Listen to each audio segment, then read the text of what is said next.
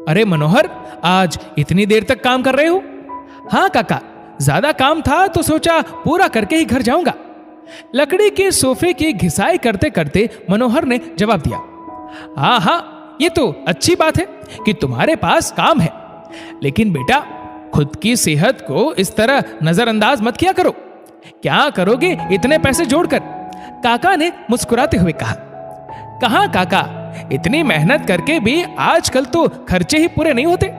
अभी बेटे की इंजीनियरिंग की पढ़ाई चल रही है और आप तो जानते ही है बिटिया का ब्याह भी तो करना है। हाँ मनोहर, मैं जानता हूं इंसान की जरूरतें और ख्वाहिशें कभी खत्म नहीं होती। तुम्हारी तरह मैंने भी अपनी पूरी जिंदगी इसे भागम भाग में निकाल दी, लेकिन अब जब पीछे मुड़कर देखता हूं तो सब व्यर्थ ही लगता है। इतना बोलते बोलते काका के चेहरे पर उदासी छा गई। मनोहर ने आश्चर्य से उनकी ओर देखते हुए कहा, क्यों काका, आप ऐसा क्यों बोल रहे हैं? आपसे ही तो मुझे भी प्रेरणा मिली है। बचपन से ही आपको जी जान से परिवार के लिए सब कुछ करते हुए देखा है मैंने। लंबी आह भरते हुए काका वही बेंच पर बैठ गए। हाँ मनोहर, मेहनत तो बहुत की है मैंने अपने जीवन में, लेकिन अब शायद उस मेहनत की कोई कद्र नहीं है। अपने बच्चों को संसार की सारी खुशियां जो देना चाहता था, खुद को एक अच्छा पिता साबित करने के लिए मैंने हर संभव प्रयास किया। एक एक ईंट जोड़कर पक्का मकान खड़ा किया था। तेरे काके के सारे गहने भी इसी की भेंट चढ़ गए। फिर भी हम खुश थे कि बच्चों को कभी किसी चीज की कमी महसूस नहीं होने दी। बिटिया का ब्याह भी बड़े धूमधाम से किया था, याद है ना तुझे? हाँ काका, उस वक्त हमारे इलाके की सबसे शानदार और यादगार शादी थी वो, मनोहर ने याद करते हुए कहा। पता है मनोहर, अपनी सारी जमा पूंजी मैंने उस शादी में लगा दी थी।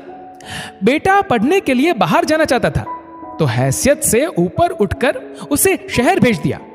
आज बेटा शहर की बहुत बड़ी कंपनी में मैनेजर है, अपने परिवार में मस्त है। बेटी भी अपने परिवार के साथ विदेश में बस गई और हम दोनों पति पत्नी अकेले के अकेले यहीं रह गए।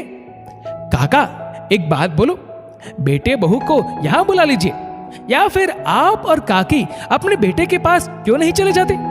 आखिर बच्चे ही तो बुढ़ापे में माँ बाप का सहारा बनते हैं। बेटा, कहा था उससे एक बार कि यहां आ जा, लेकिन उसका जवाब था, पापा वहां रखा ही क्या है, आपने तो अपनी जिंदगी में कुछ किया नहीं, अब हमें पीछे क्यों खींच रहे हो? आखिर कब तक हमें बांध कर रखोगे? बस बेटा, उस दिन के बाद उसे आजाद कर दिया मैंने। हमने जो माता पिता होने का फर्ज निभाया, उसका कोई कर्ज अब हमारे बेटे को नहीं चुकाना पड़ेगा। काका ने अपनी आंखों पर लगे चश्मे को उतारकर अपनी आंखें पोंछी, फिर मनोहर से बोले, मनोहर बेटा, मैं अपने अनुभव से कह रहा हूं, अपने परिवार और बच्चों की जरूरतों के साथ साथ अपनी जरूरतों का भी ध्यान रखना।